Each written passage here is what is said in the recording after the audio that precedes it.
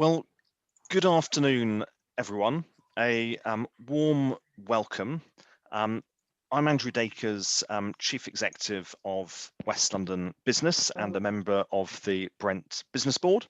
And I've been working, goodness, for over 20 years now, I think, on environmental sustainability issues, so an area very close to my heart.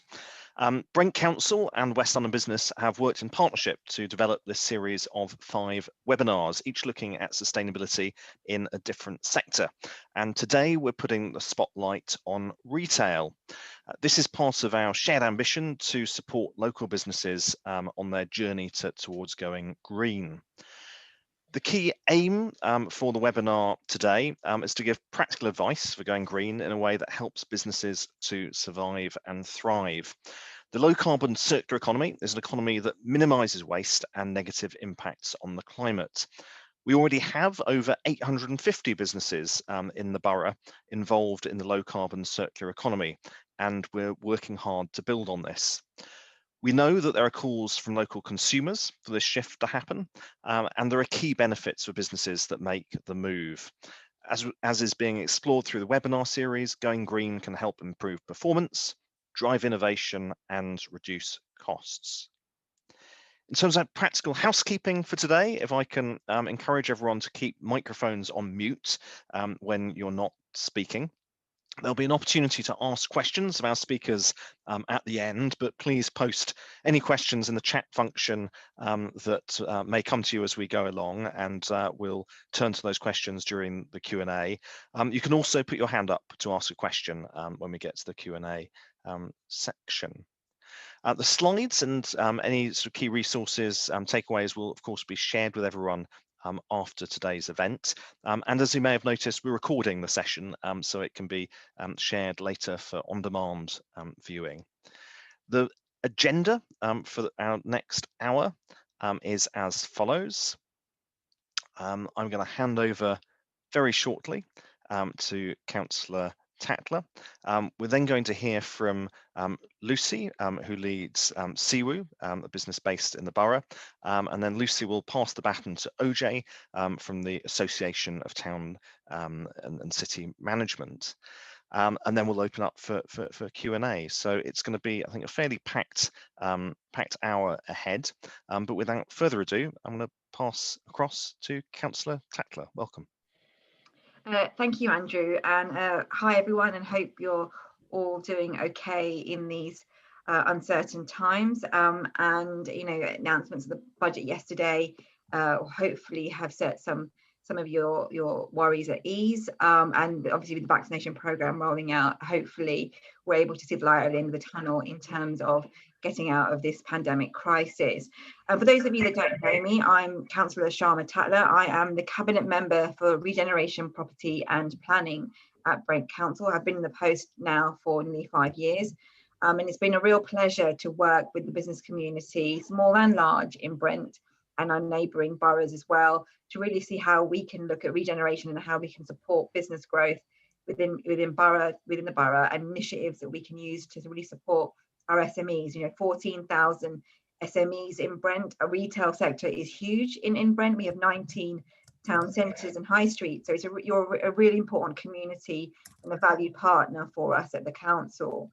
You know, and you help drive our communities and help really, you know, kind of galvanise and create a lot of employment for us and support our entrepreneurship. So in July 2019, Brent Council declared a climate and ecological emergency and committed to doing all we can within our powers to achieve carbon neutrality by 2030. Despite the uncertainty of this past year, we know one thing: climate change is still coming, and it's coming fast. And we have a responsibility as local government to do all we can to address that. We cannot lose sight for the need for all of us as individuals and as businesses to act and avoid catastrophe, but also reboot our economic recovery from COVID-19 to be environmentally sustainable, green and fair. And it's an opportunity for us all in all parts of business to look at that.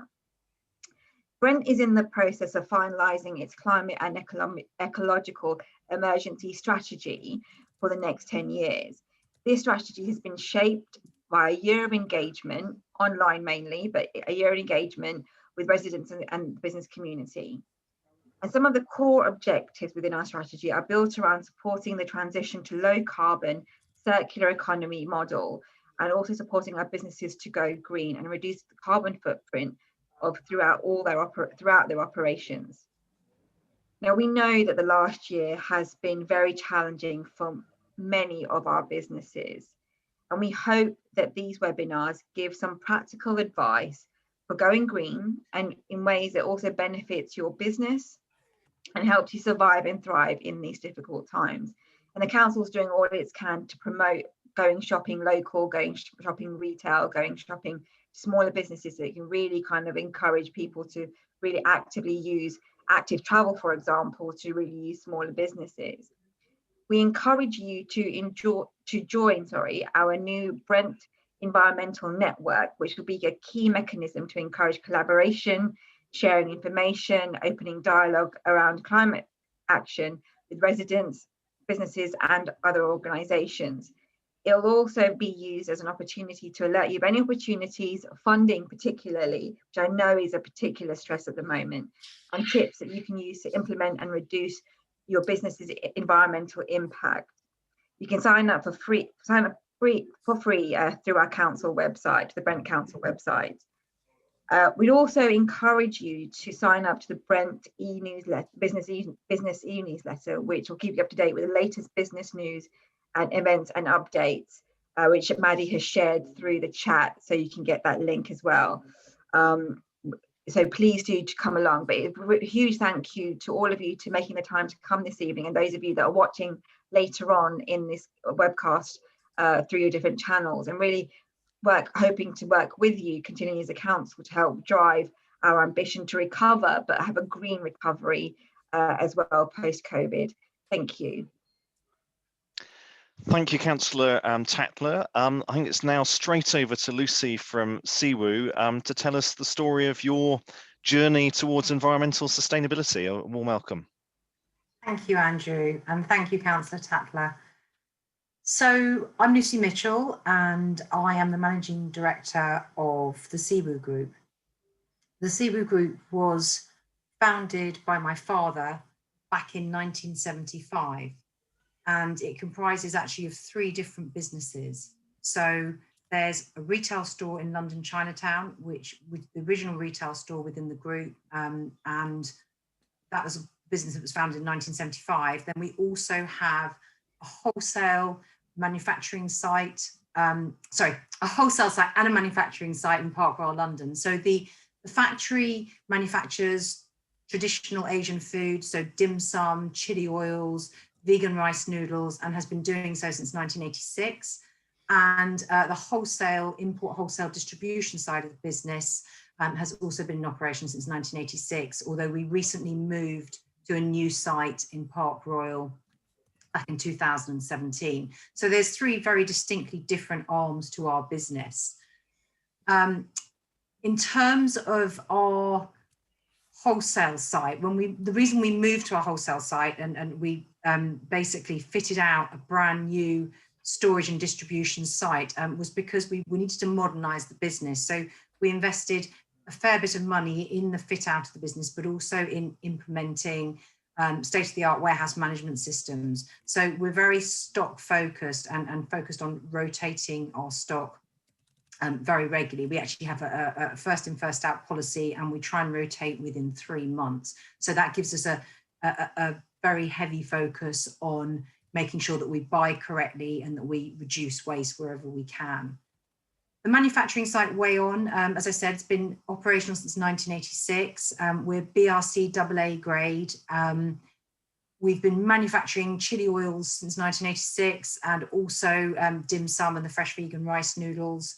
A very traditional business with traditional products that we supply into the retail, wholesale and restaurant sectors. Next slide, please, Maddie. Thank you. So you can see in the slide here our business in Chinatown, the retail store in Chinatown. So we won the Brent Small Business Saturday Best Sustainable Green Business Award in 2018, which we were extremely proud to have been awarded. It's unusual for a business in our sector to be very eco-focused, just because of the heritage of the businesses. And also I think it's very difficult, you know, for, especially in the past year, for, you know, businesses in retail and hospitality and even wholesale actually to turn their sights to, you know, the issues that we're all facing. So from our point of view, my personal point of view, Cllr is a family business started by my father in 1975, as I've said so many times. My father was a first generation immigrant from Hong Kong. And he really came over here with no qualifications, worked his way up, and has built Cllr to be one of the leading Oriental food sector suppliers. So from my point of view, because I am now, you know, his daughter running the business, it's all about, you know, taking care of the next generation and making sure that, you know, we pass the baton of the business over to the next generation. And with that obviously comes a responsibility on us all to try and, you know, stop, reverse climate change. I'm really aware of that, and my personal responsibility and that of, you know, all the people that I work with. Thanks, Maddie. So, so why did we win the sustainability award back in 2018? We introduced plastic-free, plant-based bags to our retail store in Chinatown. So I think we're the only plant-based bag in Chinatown, I think it would be fair to say. So quite a radical move for our community, but really well received. What we did was we engaged with local Chinese schools across London, Brent included, and we got the children to design what they thought would be a nice green message to put on our bags. So we ran this little competition, which was lovely. We got a great response from the kids. And what was really nice about that, I think, is that the children engaged all generations, because the children, their parents, their grandparents, you know, became involved in you know, influencing their designs, I guess, and they were discussing their designs with their parents. So it was a really nice thing to do, because I think it's fair to say that the older generation, certainly in the Chinese community, are not necessarily very eco-friendly or eco-aware. I think it's not that generation. So I think it really helped to sort of bridge the gap. So that was really lovely. And that was in conjunction with Wembley's initiative on plastic free. So it was really exciting, I thought, to be a part of that. I like to think that, you know, we are, we've modernized Cllr, and we are one of the only possibly modern Oriental businesses in our sector. And so it really tied in nicely to be looking at, you know, sustainability. Thanks, Maddie. The other thing that we've done, which I'm really proud of as well, is we have been donating since 2018 regularly to our local food bank. Well, no, actually, it's not actually a food bank. It's the Refugee Community Kitchen. It's amazing how difficult it is to give food away, actually, considering, you know, the sad, sorry state of, you know, of the world and how many people are starving. It's surprisingly hard, because of all health and safety regulations, to actually make food donations. But we've been working with Refugee Kitchen, who feed about 300 to 400 people a week across London. That's homeless people. It's not just refugees, it's homeless people. It's a mixture of also people who don't have enough money to feed themselves and their families. And what they do is they go to various sites across London and they cook up meals, and people come and they take food away. So it's really lovely. And also they do that in Calais. So they also run a soup kitchen in Calais. So we've been donating to them since 2018 a whole range of different products. So you know, lots of ambient products, things like noodles, drinks, eggs, fresh vegetables, tofu. You know, really, it gives me so much pleasure to see the products go to good use rather than get wasted. And I think something that I definitely feel, and I think it's, you know, it's been gaining awareness in the food sector, is that there really is too much waste generally. You know, you can see the stats here, you know, 1.9 million tons of food and drink gets wasted every year. You know, when there's people starving, that really is quite criminal. You know, with things like ambient products, store cupboard products, you know, you look at the best before date, it is a best before date. You know, when I was a child, you know, the test of whether something was off or not was whether it was, you know, green and furry on the top, or, you know, whether it smelt. But now I think, you know, I see it with my own children. Oh, you know, that's a day out of date. You know, well, you know, look at the product, look at the sort of, look at what type of product it is. You know, is it a high risk? Is it going to cause you illness? No. So, you know, I think it's okay. It might just not taste quite as good, you know, as it would have done. So I think that's a real shame, and I think we really need to act to change that. Thanks, Maddie. So ambitions for the future. So I would very much like to continue our green path. You know, it's been a difficult year for our business, as it has for so many businesses, and I have so much empathy for you all, because, you know, I've been there myself. I am there myself still, you know, just fighting to survive. So probably, you know, green initiatives are the very last thing on your mind at this time. But I do think that it's very easy to make small changes and get big wins. You know, for example, with the food donations, you know, it costs a fortune to get rid of waste, as I'm sure you all know. You know, if you work in retail and food, you know, food waste is expensive. So actually, you're saving your business money. You're helping to feed people who really, you know, need food, and, you know, rather than throw it in the bin, pay to do so.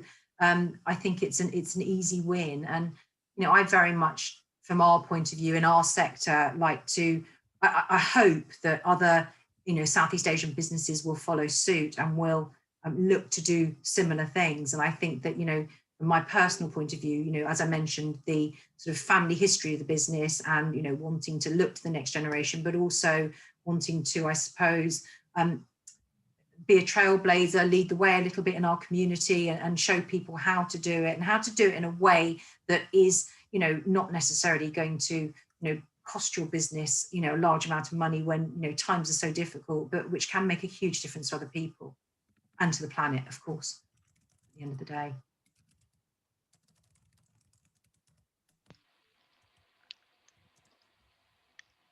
Thank you. Lucy, thank you so much for that sort of wonderful overview of the sort of journey you've been on, and clearly something you found personally inspiring along the way, which is great to see and hear. We're going to turn next to Ojay McDonald, who's Chief Exec of the ATCM, to get a bit of hopefully a national perspective on the opportunities that greening the retail sector present, and some ideas from the ATCM that local Brent-based businesses can be taking up in the weeks, months, and no doubt years ahead, because this isn't ever something that's quick to do, but is of clearly growing urgency given that climate change is a ticking clock. So Ojay, warm welcome, and over to you. Brilliant, thanks a lot, Andrew. Just gonna share my screen if I can.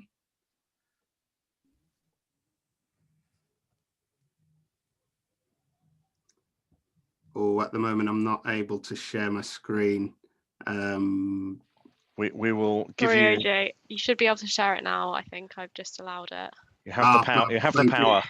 Well, I have the power. Yeah, something about not having any authority is I'm reminded of when it comes to a certain Zoom meeting.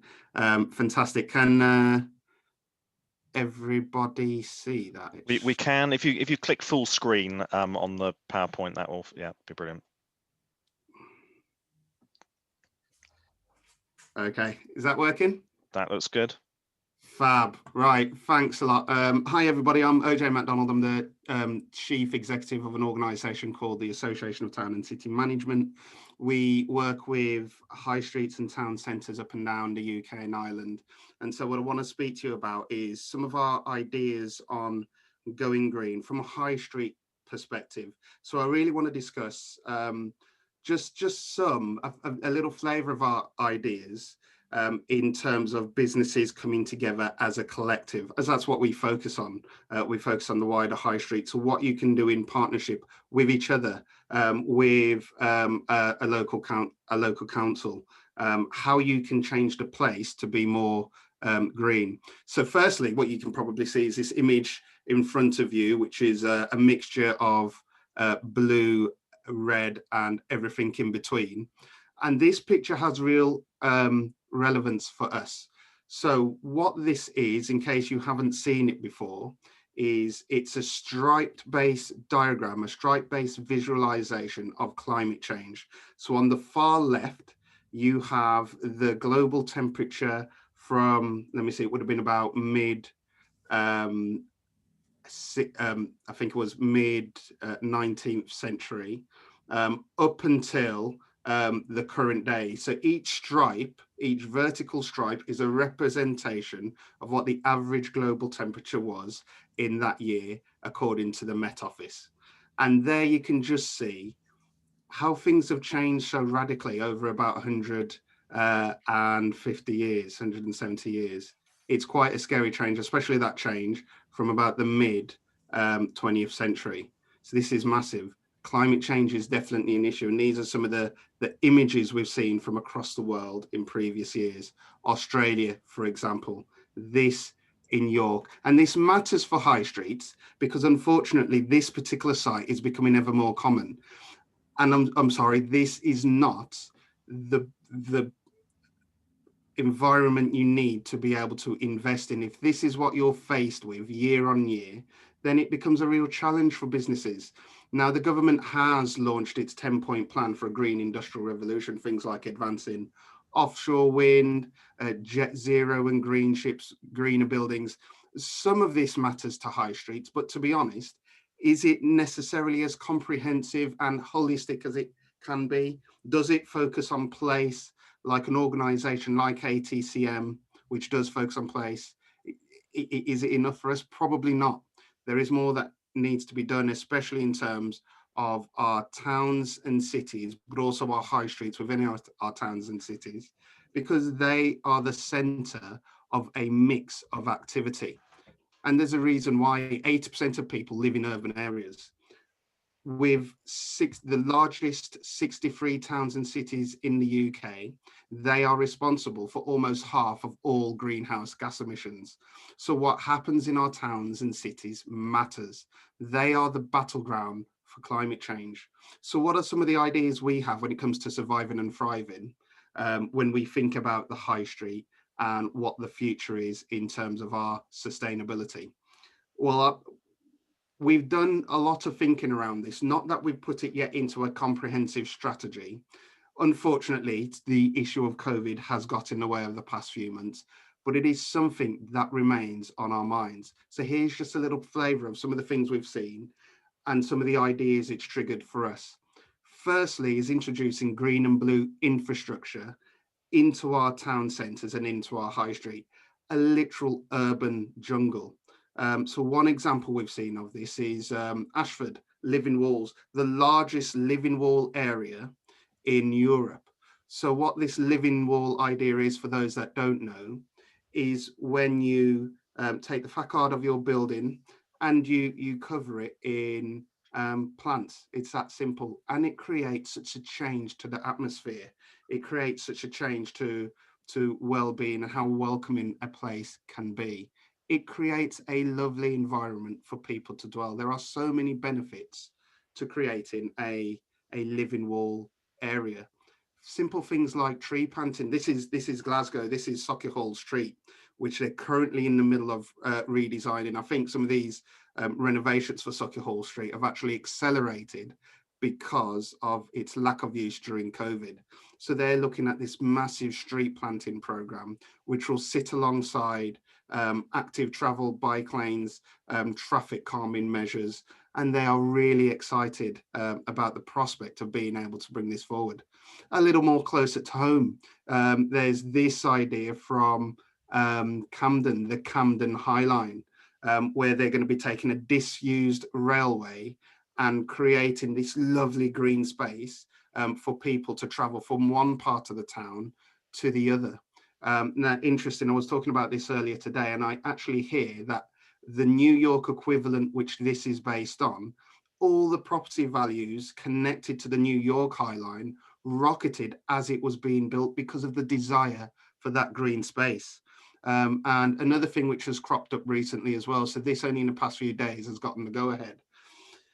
In Stockton in Northern England, in the northeast of England, where they've had a shopping centre which turned its back on the river, because some of that shopping centre space is now redundant, they're thinking of reconfiguring it, moving it away, opening up that space to the river, creating a great space for the community, market space, event space along the riverside, cleaning the river, and then relocating some of those businesses into the new shopping centre space. And that is something which is primarily led by the council, but it needed strong business support to get it through. And so it's become a partnership between those businesses and the local authority to come up with this vision and to be able to drive it forward. And there is so much excitement around this scheme. The scheme includes an urban park that will now sit almost in the middle of the city centre and be adjoined by commercial properties. And there's already businesses from neighbouring areas talking about relocating to this area just because of the complete change in the dynamics from old buildings which may have been felt a lack of underinvestment to this wonderful green and blue space. And think of the myriad of benefits it brings, just things like being able to tackle air pollution, promote well-being, support urban biodiversity. And also, when we think about thriving, generating footfall, generating dwell time, hopefully having a positive impact on the retail sector that will be attached to this green space. Another idea we're thinking of as well is how to create decentralized energy production and decentralized energy networks. So one of the things we've been looking at, I came across this actually a few months ago in Oxford Street, and this technology, it stuck in my head, and I've spoken to the company and talked about what they do. And what it is, it's technology around harnessing kinetic energy from footsteps and converting that into electricity. So the company in question is called PaveGen, and I don't know if there's other suppliers out there that there might be, but it's such a new technology, but potentially so exciting if we can achieve scale with it. So all that happens is it's basically a pavement tiles, which when you step on it, generates electricity. And the number of benefits that come with that are multiple. So I first came across it when they had a pilot in Bird Street a few years ago in London's West End. And what this pilot was able to do, demonstrate that it worked. When people walked across the pavement, it would generate power for the neighbouring street lights. It would generate electricity for air pollution monitors. It would generate data for the actual retail location to understand things like footfall. It's fantastic. And there's schemes now popping up all over the world. Quayside in Hong Kong, where there's lovely illuminated lighting on the pavement at night when people are using this particular space. It's not just about the sustainability impact of being able to generate that electricity. There's also an interactive element to it if we get it right. So this is the Berlin Festival of Lights, where PaveGen got involved in a partnership with Google to promote. I think that it was some promotion around the Google Pixel mobile phone or something. But what they did is they put up these lighting platforms whereby you would have this illumination of colour every time people were using the pavement. And the way it drove footfall to the area was astounding. The enjoyment of kids and people from different parts of the community coming together to use this space was great. And this technology can be used inside stores. So I know there's a number of retailers that have started to use it now to create an interactive experience, but also to change the way they generate energy at the same time.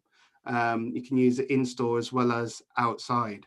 You know, it's a fabulous little idea. So again, think of the benefits: sustainable energy production, lower energy costs, data, novel, interactive experience, and most importantly, footfall generation. So this is about both sides. It is about the surviving and the thriving. And if all high streets were able to adopt schemes like this, as I say, with 80% of people living in urban areas, with so much of our greenhouse emissions coming from our largest towns and cities, if all of the core of our urban areas were able to adopt little schemes like this, then there's lots we can do to make a massive difference. And it is both sides of the equation. It is about the surviving and the thriving. So this links back, and this is our link with Brent.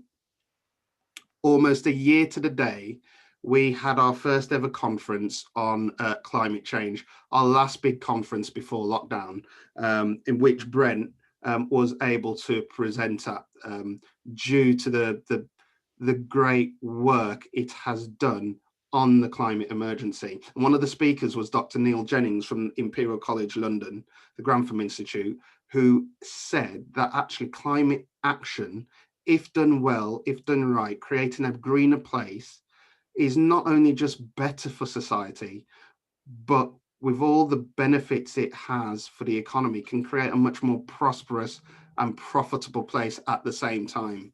So the two things are linked.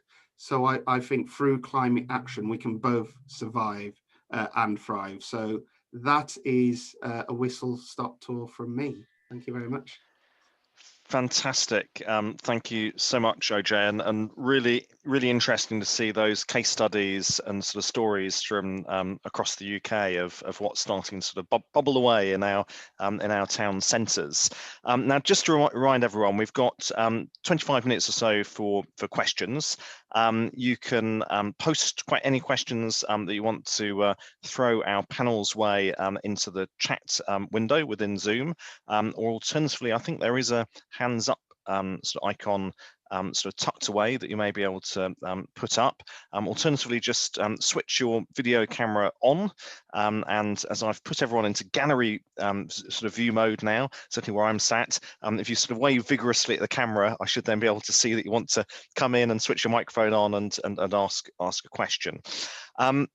So I'm going to be on the lookout for questions, but in the meantime, I always have some questions up my sleeve.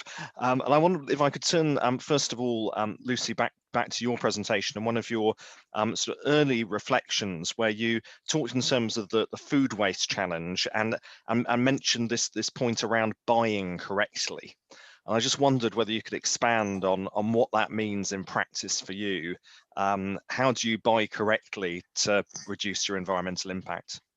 So the history of Cllr, my father and his brothers founded the business, as I said, in 1975, and it largely based on the supermarket. They did have a restaurant as well. And the reason they founded the business, the import-export, it's an import distribution business, was because they struggled to get authentic products. They started importing. Now, over that 40-year period, the business grew organically. But one thing I noticed, and I worked in the business with both my father and my uncle for 17 years, was that they bought very badly, if I'm honest. So they would have container after container coming in, and the amount of stock waste was phenomenal.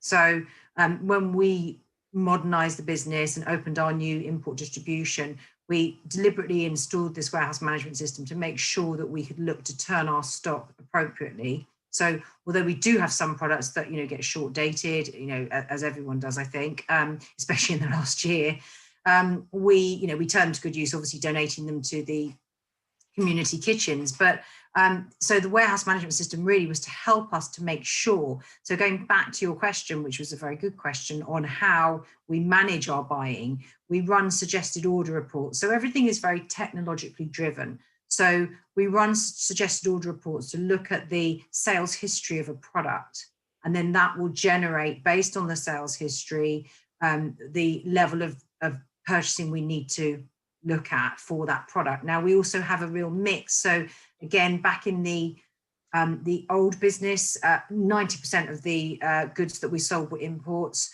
We now have a real mix. So I would say that we're probably 30 to 40% maximum overseas imports, and the rest we try and source locally. And we're moving more towards that. You know, it's a fine balance between cost efficiency and, you know, and authenticity, and obviously doing what's good for the environment.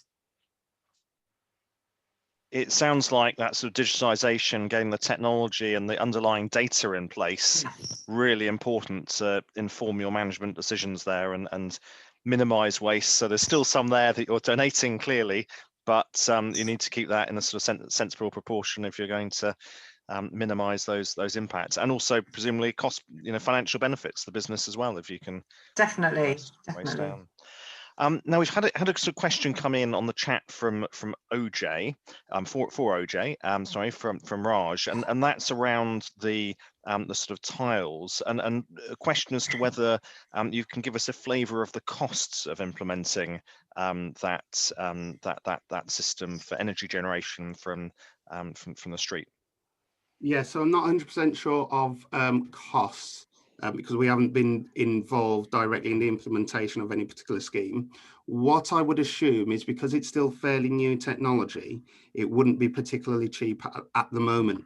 But as the company grows, as the technology grows and becomes more commonplace, it is always that thing of scale up.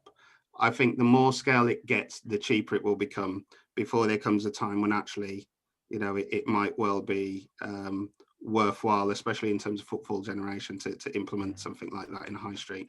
And on Ojay, that, go on. Sorry, Go on, Can I just ask one quick question, Ojay?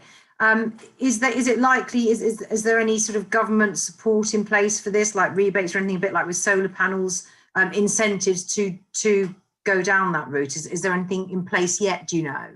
Not as far as I know, but there probably should be.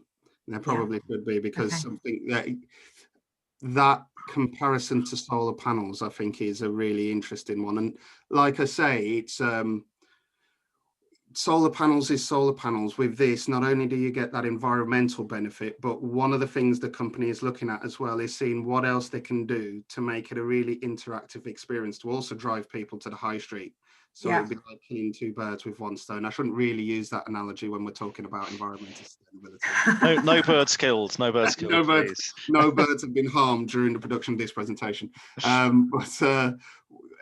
think one of the things they're looking at, for example, is for people who generate a lot of activity by walking up and down these pavements, is being able to ping something to a smartphone so they can get some sort of financial incentive for their support in generating electricity. So something like that, which really supports in getting people engaged. The technology is there, and the only limit at the moment is just people's imagination in terms of how you use the technology. So it's not just the environmental benefit, but also all that benefit of creating something interactive, which you can help get the community involved in. Fantastic. On that sort of same theme of sort of startups and early stage technologies, I've shared in the chat window a product from a company called Winnow Solutions, which allows you in a sort of restaurant environment to sort of monitor how much waste you're putting into a bin, and then to see the cost visually pop up to try and encourage folk in the kitchen not to waste too much food. So that's worth taking a look at if that's your business sort of operating space. I'm going to stay on the theme of energy, which certainly at West London Business we've been talking increasing amounts to our members about, particularly in the context of the COP26 summit and the emerging sort of focus on a sort of race to zero carbon emissions. I wonder what your experience, Lucy, has been on the energy front in trying to get your energy bill down, and maybe I don't know whether you've contemplated the switch from sort of brown to green energy buying off grid. We have, and actually our landlord is very focused on this at the moment. So they're looking at our particular park, and they're looking at what can be done to switch to more sustainable energy. So it's definitely something that we will look at and consider. Brilliant. And do you find, Ojay, within your membership and when you talk to town centre managers, that this issue of, I suppose rather than the sort of micro projects, which can be fantastic for interactivity and engagement, the sort of the big picture question of how do we get to zero carbon energy to power our high streets? where's the conversation at in your membership? So in terms of the actual energy perspective, there are some projects happening. So one of our members, for example, is Glasgow City Council, which of course is hosting COP26, and they went quite early in terms of declaring a climate emergency. Now they're going really big in terms of that race to net zero. I'm not sure what role energy plays in there, but we do have other members. I know there's one in the Midlands where they've been looking at, I'm just trying to remember where the area was. I can't remember if it was in Derby, but looking at decentralized energy production to support high street businesses off grid, and other ideas as well around that. So things like looking at the interconnected networks we can start to build. So if we're looking at lots of electric vehicles coming online, then obviously we'll need charge points for them, some of which will be on the high street. So one of the things the British Parking Association has started to think about is, well, can we then connect that to solar panels? Can we generate some of that electricity directly from sustainable sources? So maybe it's an off-road car park whereby you can have solar panels on its roof and use that to actually generate electricity for the cars, which can then power up there as a result. So thinking of some of those relationships between the different types of energy generation and the businesses, the activities that might then use that energy. So clearly those conversations bubbling away and projects perhaps are starting to come through the system. So we've talked today about, I suppose, the sort of food waste challenge. We've touched upon energy, and you also gave us a flavour, Ojay, of some of the investments that are now being made in modal shift and trying to get people to cycle and walk to high streets more. But I'm going to take us perhaps into a slightly more controversial area, and that is, of course, ultimately an awful lot of our high streets are focused on consumption and consumerism, and some of that is clearly absolutely essential. We all need to food and clothe ourselves, but some of it maybe one could argue in that race to zero and trying to reduce our scope 3 emissions, we've got to start as consumers but also businesses making some tough choices around what we consume and what we actually offer, full stop. I mean, I think we've seen some examples in recent years of Unilever sort of choice editing some of their products out of their supply chain, just saying we're no longer going to manufacture or invest into this line of products. What's your take on that, huge dilemma really facing us as a community, society, and indeed business community? Ojay, do you want to come in first? Yeah, this is massive. I was thinking about this earlier today. So in the conference I spoke about, which we hosted a year ago, Green High Street 2050, this ended up actually being a core to the conversation. So our opening speaker was a representative of Greenpeace, talking about the challenges around climate change and the fact that for us to be able to meet our climate change obligations and save potential disaster for the economy, for society, we completely need to rethink our way of life. It is about our political economy. It is about the way capitalism and consumption works, and that needs to be rethought. It needs to be re-envisioned, and some really big themes started to come out of that presentation. Later on in the agenda, what we had was a presentation from Next, and Next are one of the retailers which have been probably the most progressive in terms of looking at the reuse and recycling themes and becoming a green retailer. And the representative from Next said, you can't just, saying that capitalism is the problem is not the way forward. You need to work with what you have. You need to understand your political economy, and the market needs to play a solution. And then that almost became the battleground for these diverging ideas around how we get around the issue of climate change. We actually had a panel debate called The Transition, where we brought together a number of place managers who are both managing places already being impacted by climate change, but also managing places that will be impacted in the future because actually their business model is dependent possibly on a way of life, which may change as a result of us wanting to meet our obligations. For example, Aberdeen and the challenges there in terms of our energy consumption. And it's a fascinating debate. Am I going to give you any answers on what the way forward is? Absolutely not. But it's such a fascinating debate, and it is one that we should be discussing in much more detail. I am really fascinated by it. Councillor Tatler, do you want to come in on this challenge? Yeah, I think it's a really interesting point, particularly for those of us in kind of local government and kind of the levers that we have in terms of encouraging that kind of change in culture, really. One of the things that we, if you look across London and the councils across London are battling, is in around the usage and the reliance on the car and emissions that come along with, you know, how dependent we are as a society on vehicles, and particularly heavily polluting vehicles, and kind of that tension or rub between businesses on the high streets, for example, or, you know, wherever retail is, and are saying, you know, we're saying reduce your car usage, but businesses are obviously concerned and worried about or custom coming to their shop or their restaurant saying, well, we need the cars to be somewhere to park. Increasingly in London, particularly where more developments happening, we have an increased number of housing issues. We're increasing giving planning permissions for developments that are car free.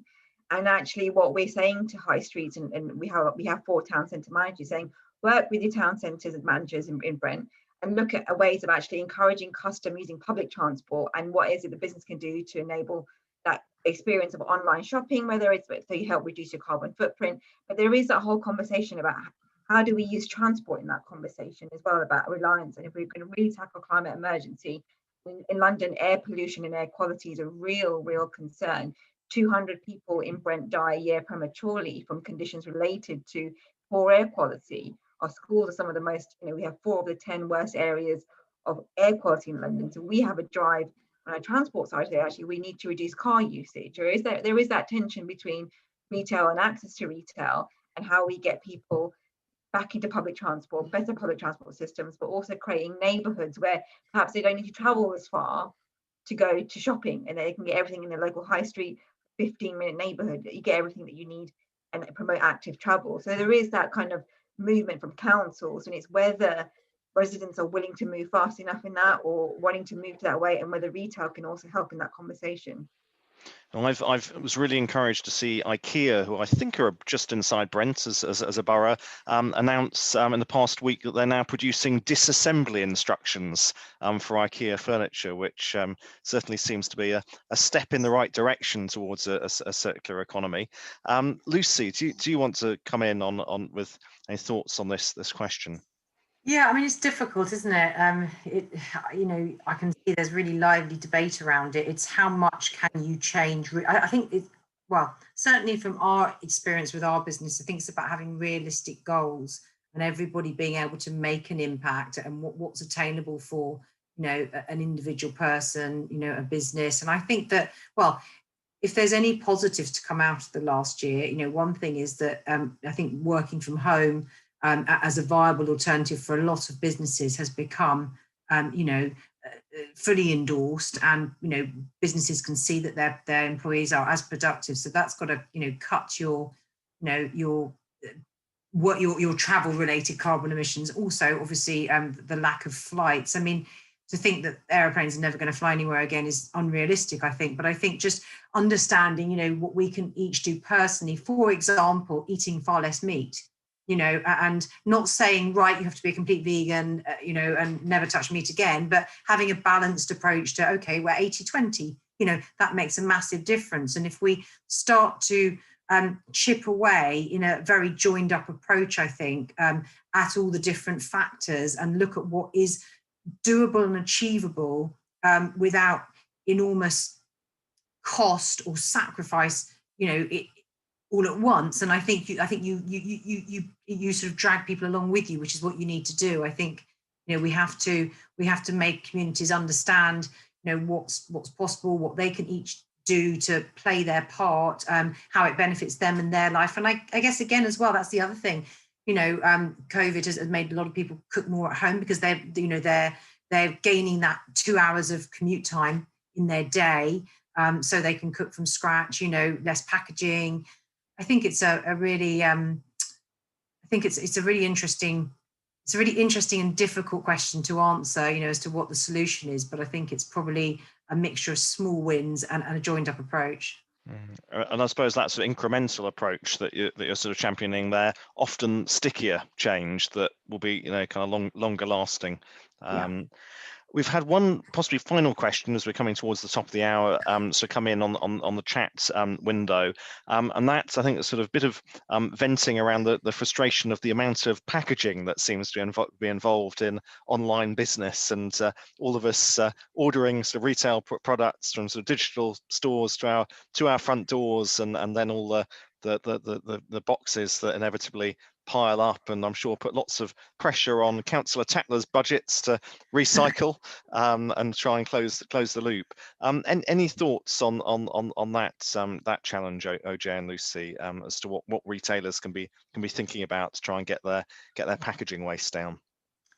Well, we've just launched an online business ourselves during lockdown for our groceries, and we're actually using our compostable bags. So you know, that works well. We did consider as well whether we would use crates and get customers to, you know, offload their shopping, but then with all the COVID risk, it's not the right time to be doing that. So we use our compostable bags. But yes, I do agree. There's a lot of packaging, isn't there? Indeed, and I have a compost bin that's full of Bigham's boxes at the moment. Another of our local companies, eco-friendly, but still needing a lot of a compost bin space.